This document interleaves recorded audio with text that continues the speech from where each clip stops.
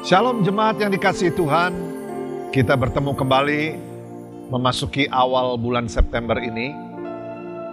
Kita bersyukur kepada Tuhan, kita masih diberikan kesempatan untuk beribadah. Mendengarkan firman Tuhan, mari kita terlebih dahulu berdoa bersama-sama. Bapa di dalam surga, kami mengucap syukur untuk pagi hari ini. Dan terima kasih kalau kami diberikan kesempatan untuk beribadah. Dan saat ini kami siap mendengar firman-Mu. Berbicaralah kepada kami, kuduskan setiap kami, sucikan setiap kami oleh darah Tuhan Yesus Kristus. Berikan penghiburan kepada yang susah, berikan kekuatan kepada yang lemah, berikan pengharapan pada yang putus asa. Karena firman-Mu adalah ya dan amin, adalah pelita bagi kaki kami dan terang bagi jalan kami. Berbicaralah ya Tuhan, di dalam nama Tuhan Yesus Kristus kami berdoa. Haleluya. Mari sama-sama kita katakan amin. Bapak, Ibu, Saudara sekalian dikasih oleh Tuhan, judul khotbah pada pagi hari ini adalah doa, doa, dan tetaplah berdoa. Salah satu ayat yang paling pendek yang ada di dalam Alkitab terdiri dari dua kata, diketemukan di dalam 1 Tesalonika 5 ayat 17, yaitu tetaplah berdoa. Ajakan kepada kita dalam segala keadaan, dalam segala situasi, tetaplah berdoa. Ayat ini mengingatkan kita untuk menjadikan doa itu bukan sebuah event, tetapi adalah sebuah proses yang berkelanjutan. Tetaplah berdoa. Bapak, Ibu, Saudara sekalian dikasih oleh Tuhan, doa kita mungkin saja terbatas. Usaha kita mungkin saja lemah, tetapi karena kekuatan doa itu ada pada pribadi yang mendengarnya, bukan pada pribadi yang mengucapkannya. Doa-doa kita terus kita panjatkan akan membuat perbedaan. Kita adalah pribadi yang kecil, kita adalah pribadi yang sangat lemah. Karena itu kita bergantung kepada Tuhan, kita yang Maha Kuasa melalui doa-doa kita. Begitu kecil, begitu lemahnya kita. Sehingga pemazmur mengatakannya demikian di dalam Mazmur 103 ayat 14. Mazmur 103 ayat 14. Sebab dia sendiri tahu apa kita. Dia ingat bahwa kita ini debu. Sebab dia sendiri tahu apa kita. Dia ingat bahwa kita ini debu. Itulah saya dan itulah saudara. Saya hanyalah segumpal debu, demikian juga dengan saudara, hanyalah segumpal debu.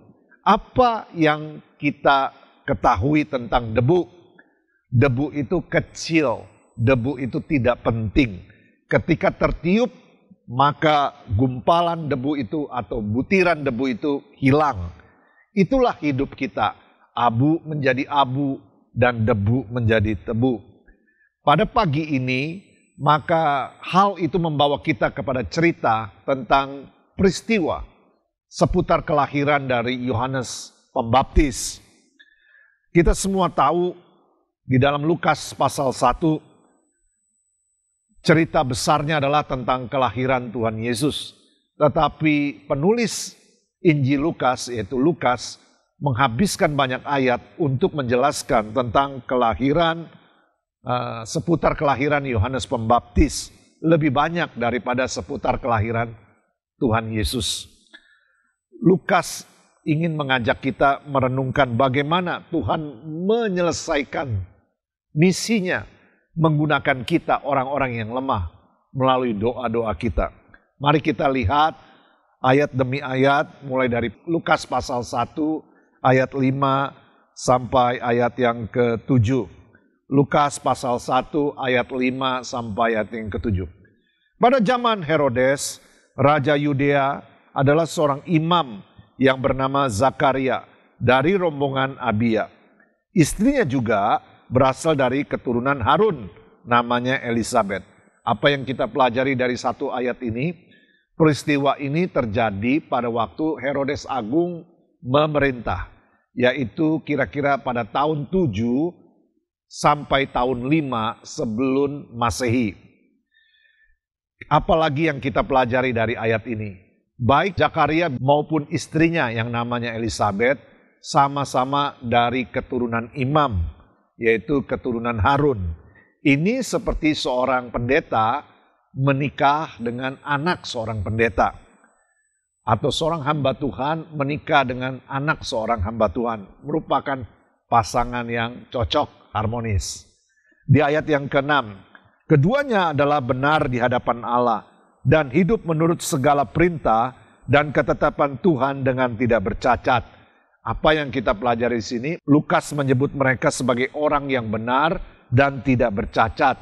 Berarti mereka bebas dari skandal.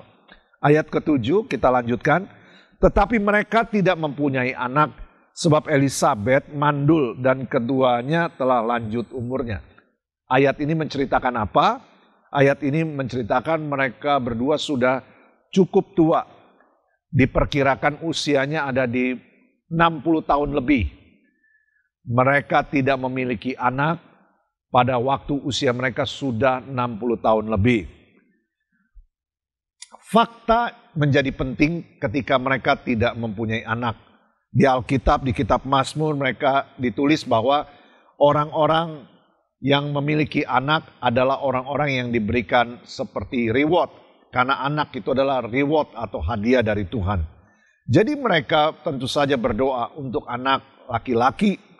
Tetapi setelah umur 60 lebih, 65 tahun, mereka tidak dikaruniai anak. Sebenarnya Zakaria bisa mencari solusi dengan kekuatannya sendiri, yaitu dengan menceraikan Elisabeth, supaya dia bisa menikah lagi dengan wanita yang lebih muda dan dia bisa memiliki keturunan. Dan itu merupakan modus atau model yang kebanyakan dilakukan pada zaman itu. Tetapi sekali lagi Zakaria tidak melakukan hal itu. Zakaria tetap setia kepada Elisabeth dan ia tampaknya tidak pernah berhenti berdoa untuk seorang bayi meskipun usianya sudah 60 tahun ke atas.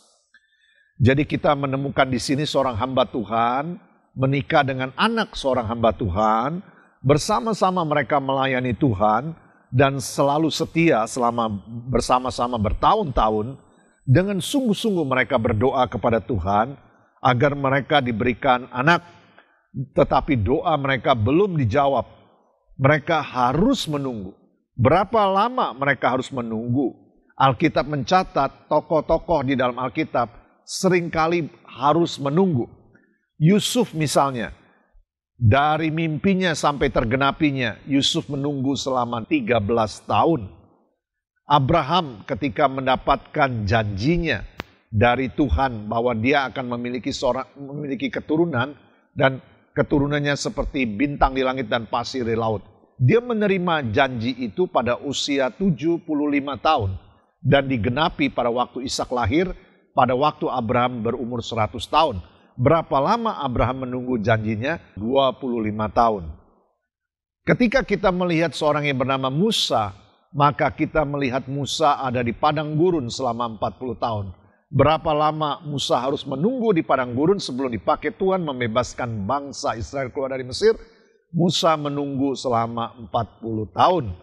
Dan Yesus Kristus sendiri, dia menunggu selama 30 tahun untuk mulai pelayanan publiknya yang pertama, untuk melakukan misinya, untuk apa dia datang ke dunia.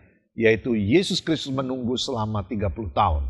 Dan Zakaria harus menunggu selama kurang lebih 35 tahun untuk dia bisa dikabulkan doanya memiliki anak, yaitu Yohanes Pembaptis. Saudara-saudara, pada waktu itu pengumuman datang ketika Zakaria sedang menyajikan dupa wewangian di bait suci. Menurut para sejarawan, pada zaman itu diperkirakan ada 20.000 imam di seluruh Israel. Mereka diorganisasi ke dalam 24 divisi dan masing-masing divisi melayani 2 kali setahun bait suci. Kehormatan tertinggi adalah pada waktu membawa dupa wewangian ke tempat suci, di mana dupa itu ditaburkan di atas bara api, di atas mezbah emas. Merupakan hak yang istimewa yang sangat tinggi, yang sangat langka, sehingga seorang imam dapat melakukan upacara itu. Bisa dikatakan mungkin seumur hidup sekali. Karena itu adalah waktu ibadah dan banyak orang juga berkumpul di depan. Menaburkan dupa wewangian di atas bara api, di atas mezbah emas merupakan pengalaman seumur hidup sekali. Sehingga tentu saja ini adalah hari yang ditunggu-tunggu. Ini adalah harinya Zakaria. Namun pada saat yang ditunggu-tunggu itu, pada saat yang suci itu, tiba-tiba surga intervensi bumi. Tiba-tiba malaikat Gabriel muncul. Pertama-tama Zakaria tentu saja terkejut besar. Kenapa? Pada waktu itu sudah 400 tahun firman Tuhan tidak dinyatakan. Sejak zaman pelayanan Maleaki, sejak zaman pelayanan Nabi Maleaki, hingga kelahiran Yohanes Pembaptis. Disebut the silent years, 400 silent years. Tuhan tidak berbicara kepada umatnya selama 400 tahun. Nah, selama 400 tahun Tuhan tidak bicara, tiba-tiba Gabriel datang pada waktu Zakaria melayani di bait suci itu. Di ayat yang ke-13, Lukas 1 ayat 13, tetapi malaikat itu berkata kepadanya, janganlah takut hai Zakaria, sebab doamu telah dikabulkan. Dan Elisabet istrimu akan melahirkan seorang anak laki-laki bagimu. Dan haruslah engkau menamai dia Yohanes. Sebelum Zakaria sadar dari keterkejutannya, belum lagi dia bicara, Gabriel sudah melanjutkannya. Engkau akan bersukacita dan bergembira, bahkan banyak orang bersukacita atas kelahirannya itu. Sebab dia akan besar di hadapan Tuhan, dan ia tidak akan minum anggur dan minuman keras, dan ia akan penuh dengan Roh Kudus mulai dari rahim ibunya. Ayat 16, ia akan membuat banyak orang Israel berbalik kepada Tuhan Allah mereka. 17, dan ia akan berjalan mendahului Tuhan dalam roh dan kuasa Elia untuk membuat hati bapa-bapa berbalik pada anak-anaknya dan hati orang-orang durhaka kepada pikiran orang-orang benar, dan dengan demikian menyiapkan bagi Tuhan suatu umat yang layak baginya. Dari ayat yang kita baca dari ayat 15 sampai ayat yang ke-17 ini, maka kita menemukan 8 hal profil tentang Yohanes Pembaptis itu. Yaitu Yohanes Pembaptis itu nanti akan membawa sukacita dan gembira bagi Zakaria dan Elisabet. Yohanes Pembaptis akan membawa sukacita bagi banyak orang. Dia akan menjadi besar di hadapan Tuhan. Dia tidak akan minum anggur atau minuman keras. Dia akan penuh Roh Kudus mulai dari rahim ibunya. Dia akan membuat banyak orang Israel berbalik kepada Tuhan. Dan dia akan melayani seperti Nabi Elia.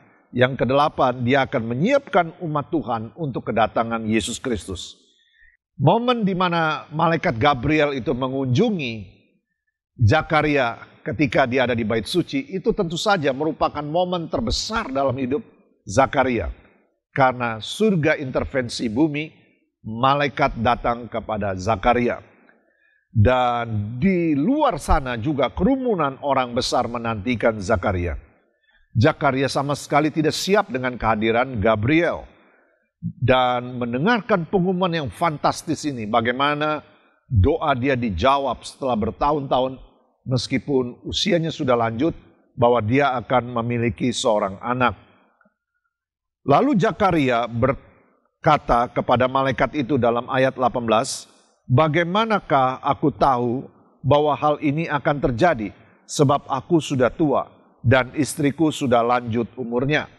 Gabriel menjawab di dalam ayat 19, akulah Gabriel yang melayani Allah, dan aku telah diutus untuk berbicara dengan engkau, dan untuk menyampaikan kabar baik ini kepadamu. Nah, saudara-saudara yang dikasihi Tuhan, menarik 2 ayat ini. Zakaria berkata, aku sudah tua. Gabriel membalas, kenapa? Akulah Gabriel. Nah, saudara-saudara, ini seperti dalam film-film ya, di mana ada seorang pria berkata kepada orang lawan bicaranya, "Kamu tidak tahu siapa saya." Lawan bicaranya berkata, "No, kamu yang tidak tahu siapa saya." Zakaria di dalam logikanya berpikir sama seperti kita berpikir, di tengah kesulitannya, di tengah keterbatasannya, di tengah kesulitannya, di tengah ketidakmampuannya sebagai manusia pada umumnya, sudah tua, sudah lanjut usia, disampaikan oleh malaikat Gabriel bahwa akan punya anak, maka spontanlah Zakaria berkata, "Aku sudah tua."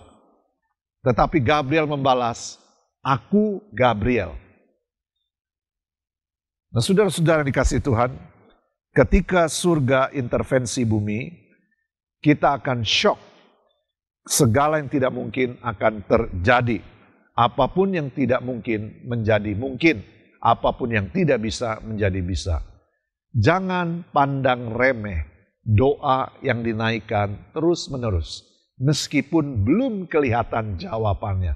Doa, doa, dan tetaplah berdoa. Kenapa?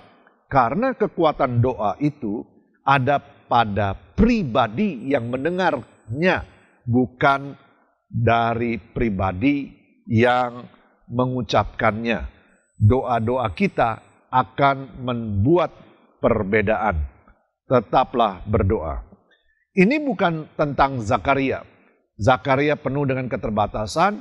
Zakaria adalah human being.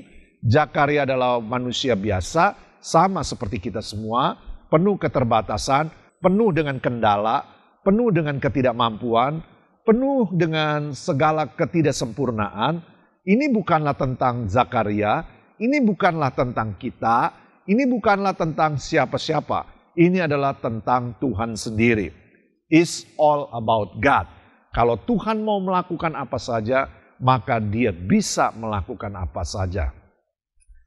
Pesan malaikat itu tentu saja bertentangan dengan akal sehat atau logika pada zaman itu maupun pada zaman sekarang. Sehingga dia berkata, "Aku sudah tua." Malaikat berkata, "Why? Aku Gabriel." Mungkin hari-hari ini ada hal-hal yang kita sampaikan kepada Tuhan. "Aku gak mampu. Aku gak sanggup. Aku gak bisa. Aku sulit sembuh. Aku sulit bangkit. Aku sudah lelah. Aku sudah putus asa. Aku tidak ada jalan keluar." Sama. Ketika tetap kita berdoa, surga intervensi. Maka seperti malaikat, "Why? Aku Tuhan. Aku bisa lakukan apapun." Sehingga kita belajar, Zakaria berkata, "Aku sudah tua." Gabriel berkata, "Aku Gabriel." Why? Kenapa tidak bisa? Aku Gabriel, aku utusan Tuhan. Jadi apapun hari ini yang menjadi kendala dalam hidupmu, apapun hari ini yang menjadi kesulitan hidupmu, apapun hari ini yang kelihatannya impossible, apapun hari ini yang kelihatannya sangat-sangat tidak mungkin, sehingga saudara mulai putus asa, kehilangan pengharapan. Tuhan seperti mau berkata, "Kenapa? Aku Tuhan, aku bisa lakukan apapun." Nah, saudara-saudara, karena ketidakpercayaan atau keraguan daripada Zakaria yang memang nature, human being ya, memang alamiah, sewajarnya, memang wajar. Di dalam Lukas pasal 1 ayat 20 dikatakan, "Sesungguhnya engkau akan menjadi bisu, Zakaria. Tidak dapat berkata-kata sampai kepada hari di mana semuanya ini terjadi. Karena engkau tidak percaya akan perkataanku yang akan nyata kebenarannya pada waktunya." Saudara, bandingkan dengan pernyataan malaikat yang sama, Gabriel kepada perawan Maria 6 bulan kemudian. Saat itu Gabriel datang kepada perempuan sederhana Maria, perawan Maria, dan berita yang mengejutkan disampaikan bahwa Maria tanpa benih manusia laki-laki, dia akan melalui kuasa Roh Kudus akan mengandung Tuhan sendiri, yaitu Yesus Kristus. Mana tingkat kesulitannya yang melewati batas-batas akal manusia? Orang yang sudah tua, 60 tahun, melahirkan anak, atau orang yang bisa melahirkan anak tanpa benih laki-laki? Mana tingkat kesulitan yang lebih sulit? Mana tingkat impossible-nya? Tentu saja apa yang disampaikan malaikat yang sama kepada Maria. Tingkat kesulitannya lebih tinggi, lebih impossible.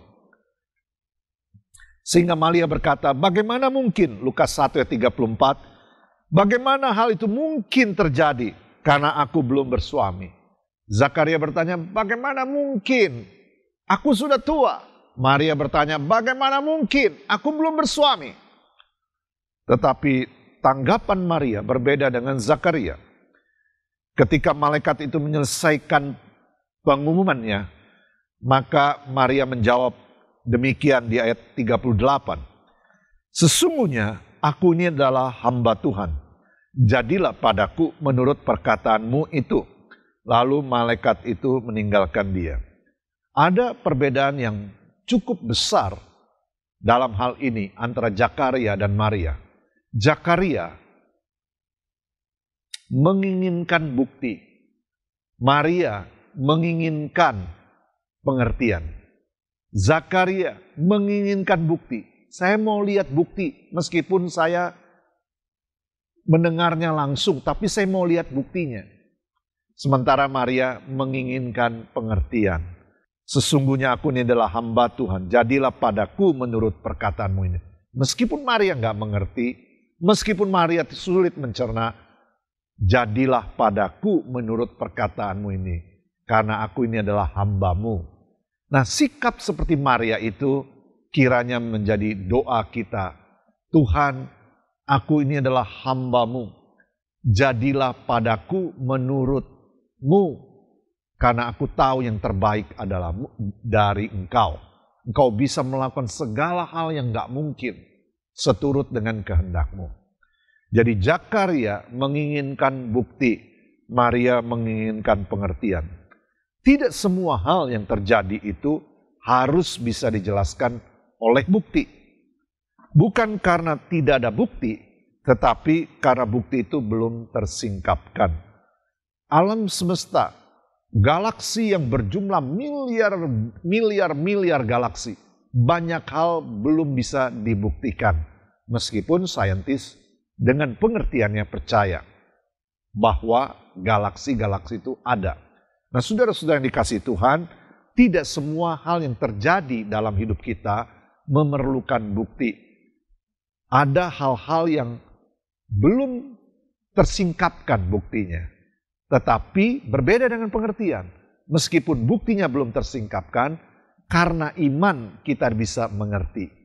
Nah, itu sebabnya dalam Ibrani pasal 11 ayat 1, iman adalah dasar dari segala sesuatu yang kita harapkan dan bukti dari segala sesuatu yang tidak kita lihat. Terkadang-kadang seolah-olah Tuhan itu diam, sehingga kita tidak mendengar kabar baik dari sorga. Untuk waktu yang lama, kita nggak dengar jawaban dari Tuhan. Dalam masa-masa itu janganlah kita berhenti berdoa, tetapi terus mencari Tuhan dalam doa kita. Jika kita menyerah, bagaimana kita bisa memperbaiki situasi kita? Jika kita menyerah berdoa bagi seseorang, bagaimana dia bisa mengenal Tuhan? Pada hari ke-8 setelah Yohanes Pembaptis itu lahir, mereka yaitu Zakaria dan Elisabet menyunat Yohanes Pembaptis. Menurut kebiasaan Yahudi itu juga hari di mana bayi itu diberi nama secara resmi. Ketika Elisabet mengumumkan namanya adalah Yohanes, teman-teman dan kerabat terdekat tentu saja terkejut. Mereka berusaha menamakannya Zakaria sesuai nama ayahnya. Lalu mereka bertanya kepada ayahnya yang sedang bisu pada waktu itu, dan Zakaria mengambil batu tulis dan menulis namanya Yohanes. Dan ketika dia menulis namanya Yohanes, saat itu juga kita tahu dari pasal 1 ayat 64, seketika itu juga terbukalah mulutnya dan terlepaslah lidahnya.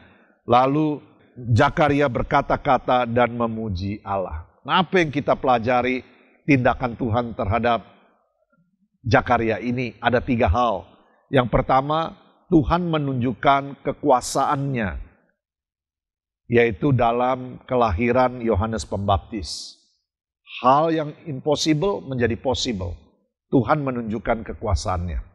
Yang kedua, Tuhan juga menunjukkan keadilannya ketika dia mendisiplin Zakaria.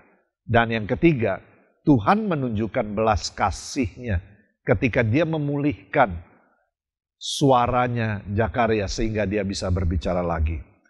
Tuhan tahu apa yang Tuhan lakukan. Tuhan bekerja melalui bejana manusia yang lemah untuk mencapai kehendaknya. Zakaria, saudara dan saya, adalah bejana-bejana tanah liat yang lemah.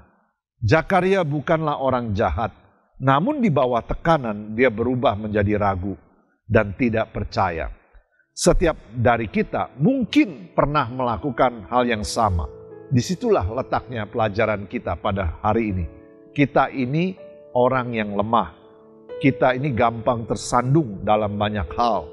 Bahkan yang terbaik dari antara kita, seringkali kita juga melakukan hal-hal yang terbodoh dalam hidup kita. Tetapi ketika Tuhan bermaksud untuk mengutus anaknya yang tunggal, Yesus Kristus, ke dalam dunia, dia bisa bekerja melalui seorang, dalam tanda kutip, seperti Zakaria. Dia juga bisa bekerja melalui kita, saudara dan saya. Selemah apapun iman kita, selemah apapun pikiran kita, seberapa besar pun perjuangan kita untuk mengerti, kadang-kadang kita sudah mencoba untuk taat dan lebih banyak gagal, tetap saja Tuhan mau memakai kita. Sebelum Tuhan mengutus anaknya yang tunggal Yesus Kristus ke dalam dunia, dia mau memakai Zakaria, orang yang jatuh bangun juga, sama seperti saudara dan saya. Saya memulai khotbah ini tadi dengan mengatakan bahwa kita hanyalah gumpalan debu, atau kita hanyalah debu. Tidak ada yang bisa kita lakukan tentang kelemahan kita. Kita rapuh seperti debu. Sehingga perlu, kalau ada tulisan, bisa dikasih tulisan handle with care. Perlakukan dengan hati-hati. Apakah Anda lemah saat ini? Saya juga. Apakah Anda membutuhkan sesuatu? Saya juga. Apakah Anda punya salah? Pernah punya salah? Saya juga. Apakah Anda rapuh? Saya juga. Apakah Anda kecil seperti debu? Saya juga. Dan Tuhan berkata kepada kita, anak-anaknya yang lemah, yang membutuhkan sesuatu, kepada kita yang seringkali punya salah, kepada kita yang seringkali rapuh, kepada kita yang kecil seperti debu. Tuhan berkata, aku mengenalmu terus menerus, dan aku tetap mengasihimu. Datanglah padaku, beristirahatlah di dalamku. Jadikanlah aku batu karangmu. Belas kasihan Allah di dalam Kristus lebih dari cukup untuk kita semua. Saudara-saudara, saya mengakhirinya dengan kalimat, karena kekuatan doa kita terletak pada pribadi yang mendengarnya, bukan pada pribadi yang mengucapkannya. Karena itu, tetaplah berdoa. Doa, doa, dan tetaplah berdoa. Mari kita hampiri Tuhan.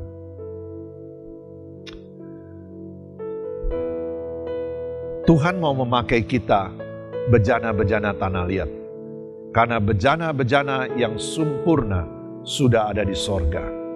Tuhan memakai Zakaria, bejana tanah liat, yang punya banyak kelemahan, yang rapuh, yang bisa berbuat salah. Tuhan juga memakai kita, bejana tanah liat, yang bisa berbuat salah, yang lemah dan yang rapuh. Untuk maksud yang mulia, Tuhan mengasihi kita. Hanya jangan berhenti berdoa. Karena kekuatan doa itu ada pada pribadi Tuhan yang mendengar, bukan pada pribadi kita yang mengucapkan. doa-doa kita yang dinaikkan pasti membuat perbedaan. Karena itu doa, dan tetaplah berdoa. Bapa, hamba-Mu sudah selesai menyampaikan firman-Mu. Kiranya Tuhan memberikan kekuatan kepada kami untuk terus berdoa, dan tetap berdoa. Sampai kami bertemu dengan Kau. Kau memberkati jemaat-Mu yang hari ini belum melihat jawaban doa. Maka Tuhan, pada waktu-Mu Engkau menjawab mereka. Kami semua dikuatkan, diteguhkan untuk terus berdoa. Diberkati mereka yang sedang sakit, Tuhan sembuhkan oleh karena nama Tuhan Yesus Kristus. Di dalam nama Tuhan Yesus kami berdoa. Haleluya. Amin. Bapak, Ibu, Saudara sekalian yang dikasihi oleh Tuhan, mari kita persiapkan diri kita untuk mengikuti perjamuan kudus. Saudara siapkan roti dan anggur di rumah saudara masing-masing, dan mari kita naikkan pujian ini bersama-sama. Terlalu besar kasih-Mu Bapa, pengorbanan yang Kau berikan bagiku. Terlalu mahal darah-Mu Yesus, tercurah untuk menebus hidupku. Terlalu besar kasih-Mu Bapa, pengorbanan yang Kau berikan bagiku. Terlalu mahal darah-Mu Yesus, tercurah untuk menebus hidup. Tercurah untuk menebus hidup kami. Tercurah untuk menebus hidup. Tercurah untuk menebus hidupku.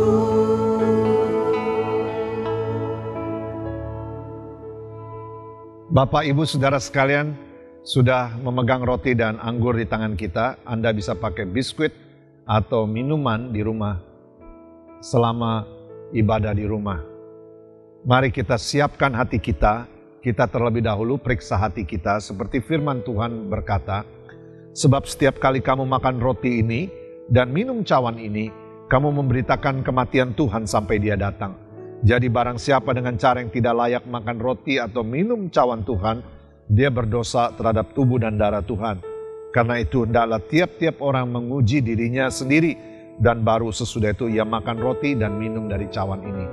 Bapak, Ibu, Saudara sekalian dikasihi oleh Tuhan, mari kita periksa hati kita masing-masing. Kalau ada dosa, kita akui di hadapan Tuhan dan kita minta ampun.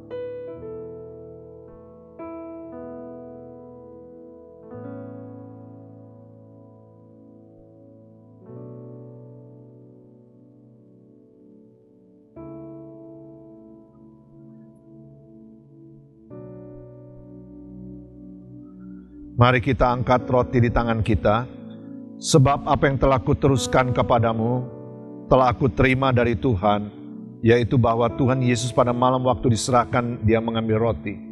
Dan sesudah itu Dia mengucap syukur atasnya, Dia memecah-mecahkannya dan berkata, inilah tubuhku yang diserahkan bagi kamu, perbuatlah ini menjadi peringatan akan aku.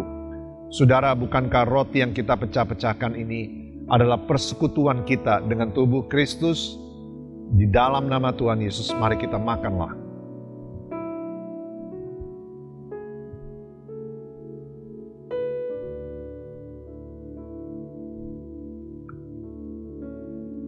Mari kita angkat cawan di tangan kanan kita.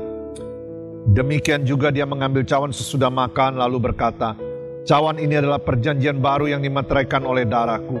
Perbuatlah ini setiap kali kamu meminumnya menjadi peringatan akan aku. Saudara, bukankah cawan yang atasnya kita mengucapkan syukur ini adalah persekutuan kita dengan darah Tuhan Yesus Kristus? Dalam nama Tuhan Yesus, mari minumlah. Mari kita naikkan doa yang sudah Tuhan Yesus ajarkan kepada kita.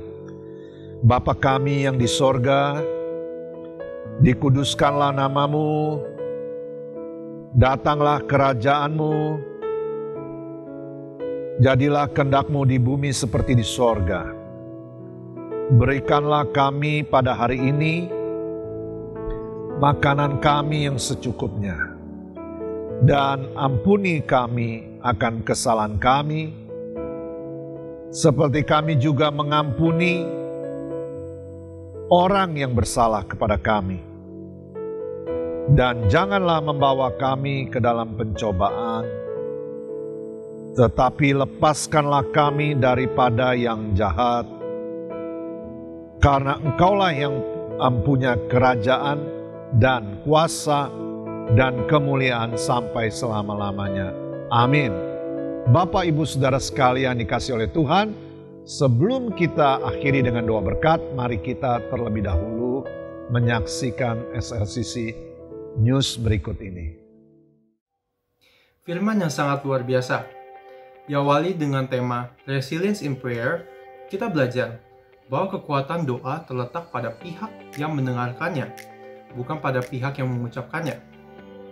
Tetaplah berdoa dan terus menantikan jawaban dari Tuhan, karena Ia mendengarkan dan menjawab doa-doa kita. Dengan upaya untuk mencegah penyebaran COVID-19, saat ini saya sedang melakukan rekaman dari rumah. Proses syuting ibadah online juga telah mengikuti protokol kesehatan yang sudah berlaku. Mari saya himbau kita semua untuk tetap mengikuti protokol 5M dengan konsisten dimanapun kita berada. Hari ini adalah minggu pertama di bulan September. Izinkan saya untuk mengingatkan kita semua untuk mengembalikan persepuluhan dan memberikan persembahan yang terbaik ke rumah Tuhan.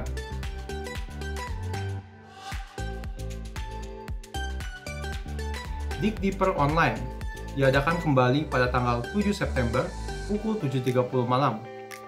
Mari siapkan waktu terbaik kita untuk menggali firman Tuhan bersama-sama dengan Pastor Soleman Irwan. Don't miss it out. Bagi jemaat yang memerlukan doa dan dukungan terkait dengan COVID-19, SLCC hadir dan siap membantu. Jemaat dapat menghubungi host leaders atau SLCC hotline untuk informasi lebih lanjut. Mari kita saksikan informasi kegiatan untuk 1 minggu ini.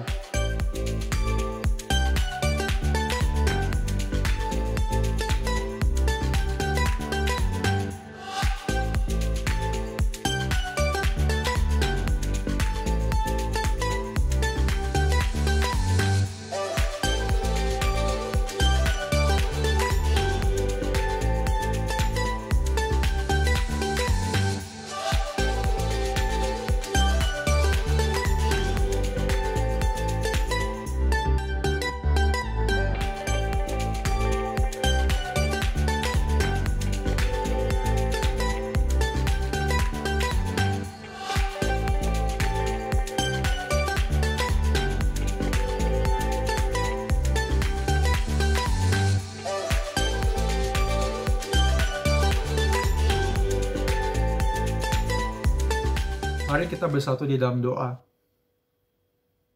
Tuhan, hari ini kami ingin berdoa, Tuhan, yang pertama untuk jemaat SLCC, Tuhan. Kami berdoa agar mereka bisa dekat dengan-Mu terus, Tuhan. Mereka bisa menjalankan keintiman dengan-Mu. Mereka juga bisa mengalami kemenangan dengan-Mu, Tuhan, di masa-masa ini, Tuhan. Dan mereka juga bisa menjadi garam dan terang untuk sekitarnya, Tuhan. Kami juga berdoa, Tuhan, untuk para pemimpin SLCC, untuk lead pastor Soleman Irwan dan Bu Teti Irwan, dan juga untuk associate pastor, Pastor Hasan dan Pastor Swani.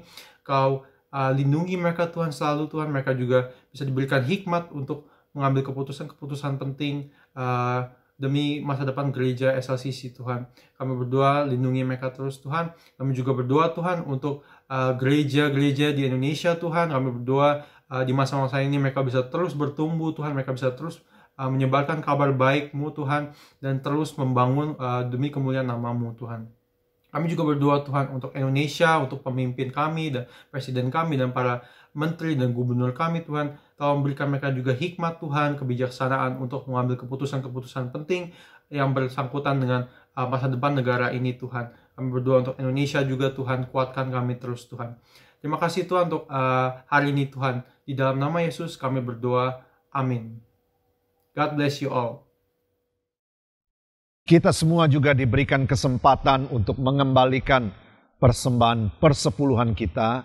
Saudara bisa melakukan proses transfer melalui rekening atau barcode yang akan nampak di layar kaca atau di layar televisi atau di layar handphone saudara setelah ibadah ini selesai. Mari kita sama-sama arahkan hati kita kepada Tuhan.